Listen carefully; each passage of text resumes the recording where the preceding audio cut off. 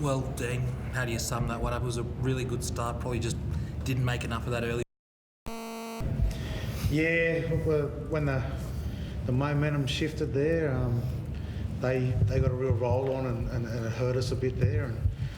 And we just lost our way a little bit in the game and then made it a difficult one, to claw back in. But I thought that our girls were really brave to fight back like they did and give us a real half. And obviously Newcastle, just a little bit of the class they got in their team, stood through on some of the moments when the opportunities come their way. They took them today. And it was Simaima who kept you in the game, wasn't it? Another Herculean performance. Yeah, amazing, and I think what we got from some of our players there at when the game was all going Newcastle's way just shows what the calibre of players we've got in our team, to stand up and fight our way back into the game was probably the thing that I'll try and leave here with and be most proud of, is that we set ourselves a challenge at half time and we've been fighting for a few weeks now, and they fought again one more time, and we put ourselves in a position to win the game, and unfortunately just a couple of close calls didn't go our way. Simaima, you were shattered obviously. Can you talk me through the emotions just after such a long year and getting here after so many people wrote you guys off?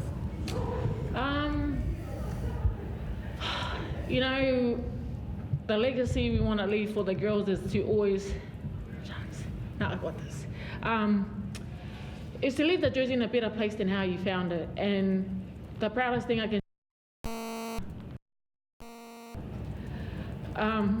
like Dina's touched on, the odds was against us from day dot. We didn't have the biggest of names on the signings. We recruited a lot from our own backyard, and we trusted in our own system, and we fought.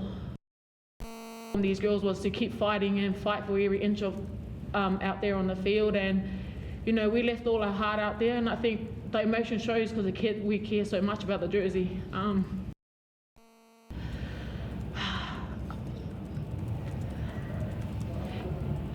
Yeah, and like I've touched on it, I think if I sat here with no emotions, I wouldn't be truthful.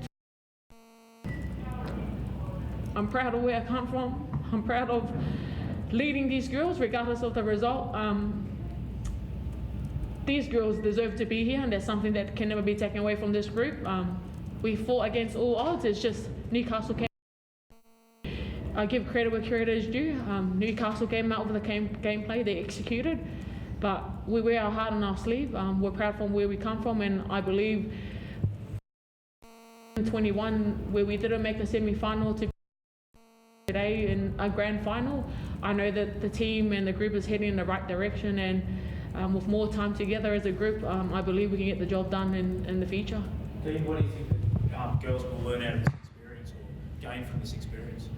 Yeah, I think it's the win the moments, how to control the game. The game management is the thing I feel that as a team, particularly our key playmakers, have learnt, is how to control the game, how to manage a game more, and we've still got some work to do there. So I'm hoping that our young, inexperienced halves and hookers and fullback take that away from the season. But look, the big thing and mine's touching on it there, is that we're Parramatta, we're Western Sydney. We've got to be fighters in everything we do, and I love that we looked at our team as a team that wouldn't take a backward step, that would dig deep, that would fight to the death, and I feel that we really got there this season. So we put a mark in the sand, and now as a club, that's got to be what we keep following through all the footy program. Taylor seems to struggle with the elbow injury. I mean, did she play through the pain barrier for the last 50 minutes? Yeah, I've no doubt she did, and there was grand final footy. I'd say Ronnie would probably have the same stories to tell about some of his players there, and that's a little bit of that. I had a chat to her after, and she's going to learn a lot from today's game and take a lot out of it, and it'll be really interesting and inspiring to see now how she uses this in the next 12 months of her footy, because that girl can go a lot further. Do you think there's anything in the fact that the Knights and Eels didn't make the final, come through and made the grand final today, put on a really good spectacle? Like, do you think there's No, I think, you know, we were unlucky in that first season, and we believed all the way along in this competition, even from round one. I saw the signs that there wasn't going to be a team tougher than us, and we would find a way to get there. It was pretty uncanny the way it all turned out, but I've always believed in that season 1, season 2, that we're a team that's capable of and winning it. How hard is it to coach against Simaima Upton? I know you've coached her in Indigenous All-Stars and like that, but is it hard? Yeah, well, she's a big game player, and today she showed what she can do. You know, your admiration for her goes for the moments that she's had in this season. She's done some amazing things on the footy field in the semi-final, the final. So she's hard, but I look at my players like Mimes and like Kennedy, and their toughness, and they fought the way those two clawed us back into that game. I'm equally as astounded by that sort of thing in the women's game as what I am about seeing Tamika do what she does. Was that Gail Broughton push in the back? Was that just, I guess, was it sudden or just something she probably just didn't think she could do? Or? I just wish it would have been a good one if it come back our way and somehow a video ref made a blunder there, because it would have been an amazing thing to see the two teams fight out that at 18 all, you know, if it could have got to that. But it's in footy, you know, and they happen to everyone. But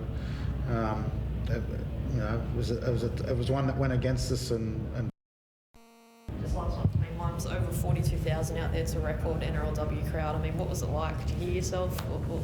Did you hear the crowd out there? Oh, to have 42,000 plus out there,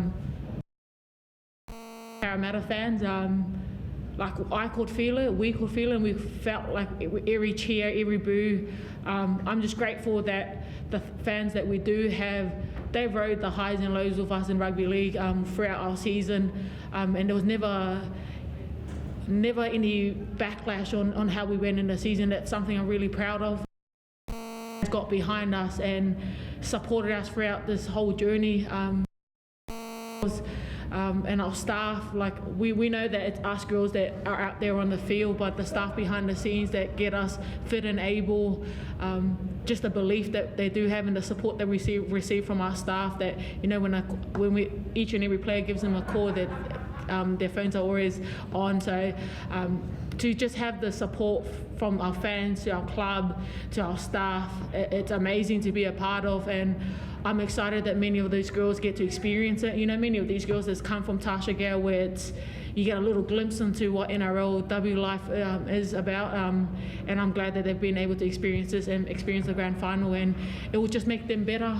I think a lot of it, we touched on Gail, we also neglect the fact that this is her first season in NRLW. She comes from still adjusting to the rules. From union, you're allowed to do that little push and shoving, to where league you can't, and with that it just comes with experience. For all the youngins that we do have, this will just make them better. I spoke to them out on that field. It's not a loss, it's a lot of learnings that they get from this experience. It's winning those momentum of the game, knowing what you need to do, and then as players and as individual is learn from them, is be better. So when you do come the next season round, you're able to help the next person next to you to overcome a lot of the anxiousness, the nervousness when it leads to every game, every round game, because, you know, I get to play alongside your Rubies, your Rubens.